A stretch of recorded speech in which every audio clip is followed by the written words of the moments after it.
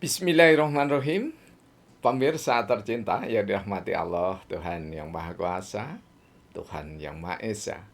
Persuan kembali di kanal Hikmatologi, monolog sederhana mengajak diri kita masing-masing berpikir, kian melembut, cerdas, dewasa, bijaksanakan hati nurani, berdasar kitab suci agama, kepercayaan yang kita yakini. Bagi saudara-saudara kami yang baru berkunjung di kanal Hikmatologi, sekedar kami informasikan bahwa pembuka yang kami sampaikan, kepercayaan agama, kitab suci, itu adalah bentuk penghargaan kami sebagai sesama anak manusia, khususnya sebagai sesama anak bangsa Indonesia, untuk tetap ada di dalam koridor Bhinneka Tunggal Ika. Dan lebih dari itu, sebagai umat Islam yang mengimani firman Allah di dalam kitab suci Al-Quran, maka apa yang kami katakan insya Allah adalah pengejawantahan atau perwujudan manifestasi dari surah Al-Kafirun. Jadi jangankan kepada saudara-saudara kita yang memiliki agama dan kepercayaan, kepada saudara kita yang kafir, yang tidak memiliki agama, tidak memiliki kepercayaan, maka Al-Kafirun mengajarkan untuk menghormatinya. Meski pada sisi yang lain, kafir juga dimaknai bahwa yang tidak Islam itu juga orang kafir. Namun perlu diingat bahwa orang Islam pun juga dianggap kafir dari ajaran-ajaran saudara kita, dari ajaran-ajaran kepercayaan saudara-saudara kita. Jadi jika kafir itu ditempatkan pada kelembut cerdasan hati nurani, maka kita sesungguhnya satu dengan yang lainnya dalam pandangan yang khusus itu saling kafir, ya. Artinya saling tertutup dari ajaran masing-masing yang diyakini oleh sesama anak manusia. Pemirsa yang dirahmati oleh Allah, menginjak kita pada yang keempat, ya. Jadi ketika kita berbicara hikmatologi, berbicara atau menganalisis tentang dasar negara, ideologi bangsa Pancasila, maka sungguh sangat takjub kita dan sangat menghargai para tokoh pendiri Republik Indonesia. Yang keempat, kalau kita saripatikan, kita ambil, yakni adalah kerakyatan. Berasal dari kerakyatan yang dipimpin oleh hikmat kebijaksanaan dalam permusyawaratan perwakilan. Jadi esensi dari sila keempat adalah kedaulatan rakyat, di mana kedaulatan itu dipimpin oleh hikmat. Hikmat itu apa? Hikmat itu adalah anugerah dari Allah, Tuhan yang Maha Esa, pada setiap manusia. Dan ketika manusia itu diberikan hikmat, kasih karunia, karomah, keistimewaan oleh Allah Tuhan yang Maha Esa, maka dia akan lembut hatinya, akan cerdas kalbunya, menggalih dalam bahasa Jawa. Kami mencari kosakata menggalih ini masih belum ketemu.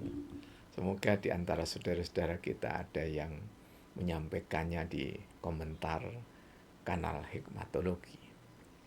Nah, pada saat kita ini menggalih kerakyatan yang dipimpin oleh hikmah, ketika kita berbicara kerakyatan yang dipimpin oleh hikmah, hikmah itu tidak ada yang terbaik kecuali hikmah ketuhanan yang Maha Esa. Jadi hikmah yang diajarkan oleh Allah, oleh Tuhan yang Maha Esa, sesuai dengan ajaran agama dan kepercayaan yang diberikan legitimasi oleh pemerintah sementara ini. Artinya sementara ini 6 agama, kemudian ratusan kepercayaan yang terdaftar di Kementerian Agama atau Direktorat Jenderal Kementerian Agama, Binmasnya atau sebutan yang lain, ya, maka kita menjadi bineka itu adalah hal yang wajar. Karena memang bineka itu sendiri merupakan sunatullah. Karena itulah ketika kerakyatan yang dipimpin oleh hikmat kebijaksanaan, maka sesungguhnya ya dalam permusyawaratan perwakilannya, maka sesungguhnya kita ini tidak menganut paham demokrasi. Lagi-lagi kami mengingatkan bahwa Bung Karno yang besar itu, Bung Hatta yang besar, ya, kemudian Ki Bagus Kusumo, ada juga Kiai Haji Hasyim Asy'ari, Kiai Haji Agus Salim, A.A. Maramis, ya. 9 orang, ya, termasuk Abdul Kahar Muzakir, ya, jadi 9 orang. Jika kami kurang silahkan dilengkapi, ya. 9 orang ini adalah orang-orang yang berhikmat kepada Tuhan Yang Maha Esa. Karena itulah tidak ada tempat bagi demokrasi. Karena Bung Karno dulu mengatakan ketika pidato 1 Juni 1945, yang wajar jika disebut itu merupakan hari lahir Pancasila, bukan perumusan Pancasila, ya. Maka Bung Karno mengatakan kita menganut demokrasi, tapi bukan demokrasi barat, bukan demokrasi ala negara-negara yang sudah ada di dunia, tapi kita ini memiliki demokrasi tersendiri berdasarkan Pancasila. Nah, kemudian sampai pada menjelang akhir dari masa kepemimpinan Soekarno, itu ada digagas namanya demokrasi terpimpin. Nah, kalau demokrasi terpimpin, ya, itu juga ditali hubungkan dengan Pancasila, tetap berdasar pada Pancasila. Pada saat masa Orde Baru dipimpin oleh The Smiling General Bapak Soeharto, demikian juga demokrasinya jelas demokrasi Pancasila. Nah, semua itu tanpa mengurangi rasa hormat kepada beliau-beliau yang hebat, yang istimewa, ya, pendiri bangsa, pendiri Republik Indonesia, ya, Bung Karno dan para ulama dan tokoh bangsa, serta Pak Harto sebagai bapak pembangunan, tanpa mengurangi sedikit pun rasa hormat kami kepada beliau-beliau itu, maka ketika kami menggagas hikmatokrasi, itu justru bersumber dari sila keempat, kerakyatan yang dipimpin oleh hikmat kebijaksanaan dalam permusyawaratan. Jadi hikmah kami gandeng dengan krasi, ya, hikmatokrasi itu bermakna bahwasanya siapakah yang berdaulat itu? Yang berdaulat adalah rakyat yang berhikmat kepada Tuhan Yang Maha Esa. Jadi ketika rakyat berhikmat kepada Tuhan Yang Maha Esa, maka rakyat tidak akan dijadikan massa. Nah, sekarang yang terjadi, rakyat itu masih dijadikan massa. Massa untuk diperebutkan oleh para aktivis, praktisi partai. Saya tidak menyebut partai politik, ya. Kalau sudah disebut partai politik itu berarti partai yang bijaksana, partai yang melindungi, mendidik, membelajarkan warga negara. Sedangkan sekarang, ya, sejak zaman Orde Lama pertengahan setidaknya sampai dengan Orde Baru dan masuk Orde Reformasi, kita tidak menemukan pendidikan politik. Kalau dalam istilah atau terminologi ilmu politik, kita ini miskin sosialisasi politik. Yang ada adalah mobilisasi politik. Ya. Mengapa mobilisasi politik? Ya, orang atau massa dimobilisasi hanya sekedar untuk mendukung calon-calon legislatif ataupun calon-calon eksekutif. Ketika kita berada pada pola dukung-mendukung, ada ulama mendukung, ya, ada pendeta mendukung, ada bedanda, ada apa saja tokoh-tokoh saling mendukung. Ini menunjukkan bahwasanya di dalam roh demokrasi itu memang tidak profesional. Karena apa? Kalau kita merujuk pada Alkitab itu jelas sekali. Dibedakan dua hikmah itu. Hikmah pada manusia dan hikmah pada Allah kalau dalam istilah kitab. Jadi di dalam Al-Quran ada hikmah kepada Allah dan ada hikmah kepada manusia.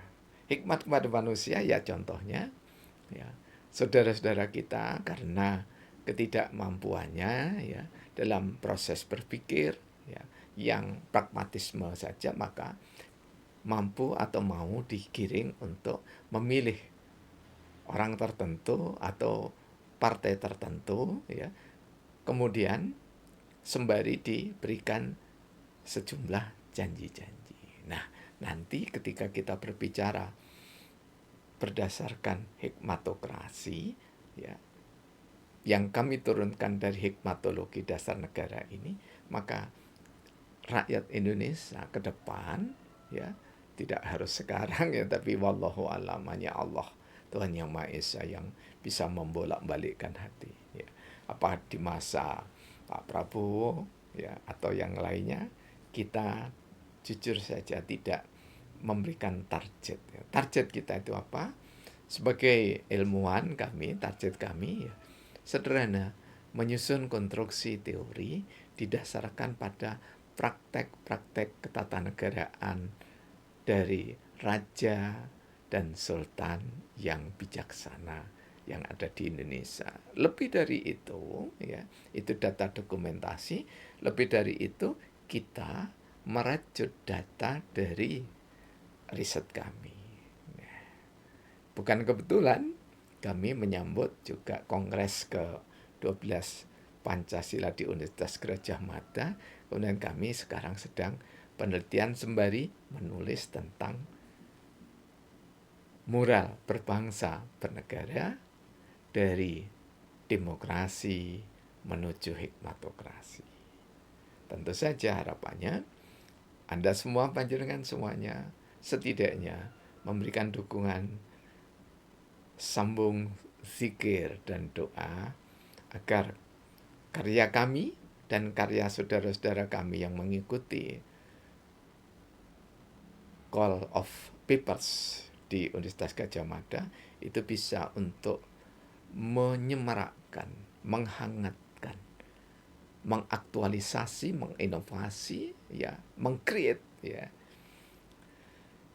Pancasila yang sangat kuno itu, nilai dasarnya menjadi aktual ketika diterapkan. Siapa jika bukan kita, bangsa Indonesia, yang berusaha untuk mengaktualisasi. Bukan waktunya untuk mempermasalahkan, apalagi mencibir sambil memaki bahwa Pancasila itu togut, Pancasila itu bentuk kekafiran dan yang lainnya. Untuk saudara-saudaraku yang seperti ini, mudah-mudahan ya Jenderal Purnawirawan Prabowo di atas kelemahan dan kelebihannya mengeluarkan satu peraturan pemerintah ataupun peraturan perundang-undangan yang melarang ya, selain ideologi Pancasila untuk disebarluaskan di bumi Indonesia tercinta. Karena kita sudah cukup dengan Pancasila dasar negara, Pancasila ideologi bangsa. Dan kita sudah cukup, sangat cukup dengan agama kepercayaan yang kita yakini di bumi pertiwi tercinta ini. Mohon maaf atas kekurangan. dan kesalahan, karena rahmat dan hikmah dari Allah, kanal hikmatologi ada, dan karena dukungan Anda semua. Kanal hikmatologi menyeruak, memenuhi bumi kita tercinta. Terima kasih. Alhamdulillahirabbil alamin.